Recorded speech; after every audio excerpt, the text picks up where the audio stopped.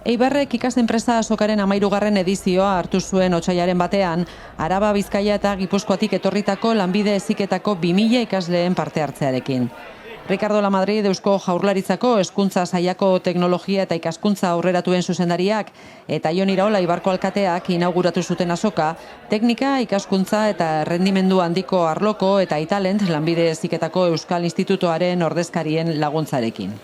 Guretzat gaur hemen ikasenpresa ekitaldia eukitzia, ikasenpresa feria hemen ospatzia oso gustokoa da, guretzat plazer bat da hemen eukitzia. 2000 ikasle etorri dira karpetara euren proiektuak erakustera, kalitatea oso handia, beti bezala, eta gure aldetik, udalaren aldetik, beti egongo gara, lanbide heziketa bultzatzen eta horrelako feriak babesten eta laguntzen. Urtetik urtera, ikasleek egiten dituzten proiektuek askoz be kalitate handiagoak dira, gero eta gizarteari lotuagoak, adibidez, ekonomia soziala dela eta danak daukate nolabait ikuspegi hori edo ikuspuntu horretatik egindako proiektuak dira, eta gaur hemen Eibarren hori ikusteko aukera daukagu, eta nola ez, jai hau danontzako da, ez bakarrik ikasleantzako, baita irakasleantzako eta gizarte osoarentzat. Guztira, lanbide heziketako 55 ikastetxeek, 200 ikasenpresek eta 2000 ikasle baino gehiagok aurkeztu zituzten beren enpresa proiektuak Eibarko erdigunean goiz osoan zehar. Ikasenpresak lanbide heziketako ikaslei planteatzen dien erronka, enpresa txiki bat sortzea eta abian jartzea da, irakasle taldearen lankidetza lana funtsezkoa den eredu metodologikoa erabiliz. Azken helburua ikasleen prestakuntza osatzea da, enpresa ideia berriak gauzatzeko bidea ezagutaraziz eta erraztuz. Gure enpresa Teknoa Innovation da, eta gure enpresa honetan linea automatizago bat sortu dugu, pieza desberdinek egiteko, eta hortaz gain makinago datuek jasotze ditu eta sarien konpartitze ditu.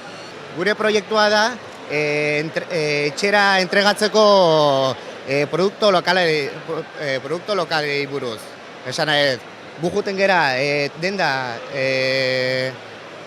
lokaletara, Eibarren daudenak, eta entregatzen ditugu jende helduei. Ezin dutenak inkapazitatea daukadena edo ezin dute denboragatik edo beraien dauzkaden arazoengatik.